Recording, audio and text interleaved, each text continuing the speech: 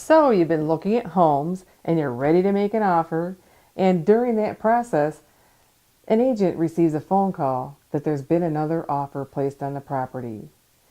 You're in a competitive bidding situation. Do you go for broke on the price? Or is there another way you can make your offer stand out compared to the other offers? Stay tuned and I'll walk you through the process.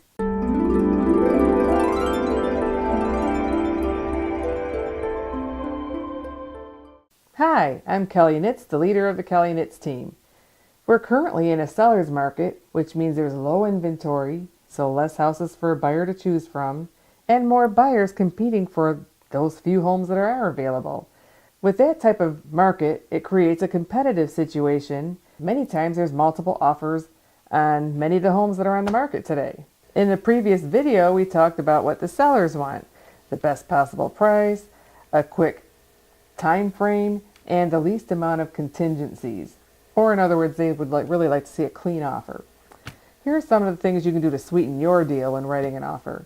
Sometimes buyers will put a short expiration on an offer, hoping to get an offer accepted before other offers start coming in, creating a multiple offer situation.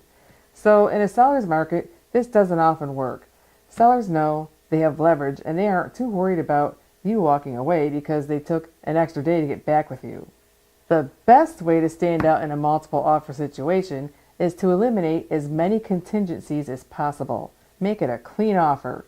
And if you need to sell your home before buying, don't count on that contingency being acceptable to the seller, because it's not acceptable in this market. When it's a seller's market, the sellers don't need to take contingent offers, especially when contingent upon selling a home.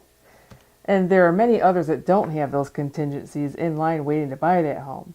There are some contingencies that I absolutely would not change even if you are in a multiple offer situation, and those contingencies would be the inspection period, any appraisal, you want to make sure the appraisal comes in at or above purchase price, and the financing contingencies. So these are very important contingencies that I would not change unless you wanted to put a shorter time frame on that inspection period.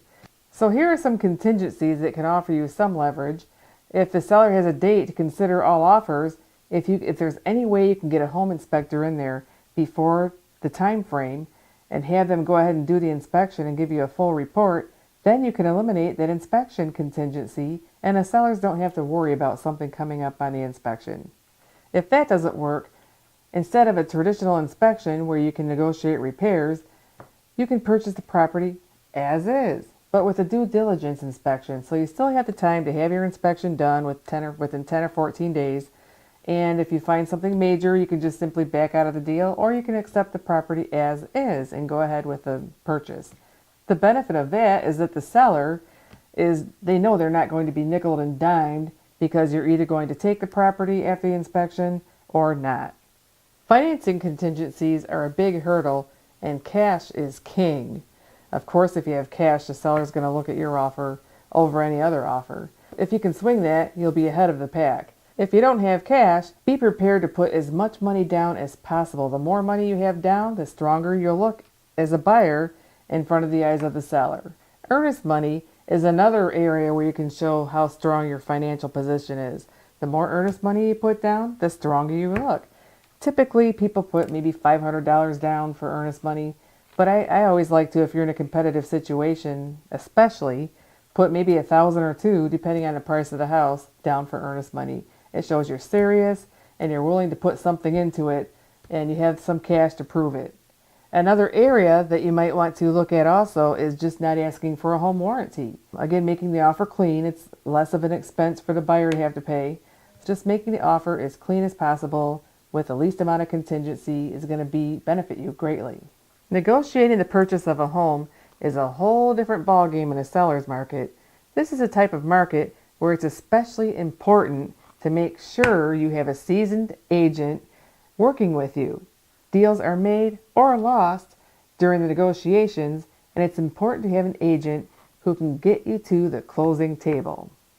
I'd like to thank you for allowing me to share this information with you today. If you found it helpful, click the like button, and if you'd like to receive more videos, subscribe below and you'll be notified as soon as the videos become available. And finally, if you have any questions or comments, leave them in the comment section below, and we'll get answers to you as quickly as possible. Thanks for joining us.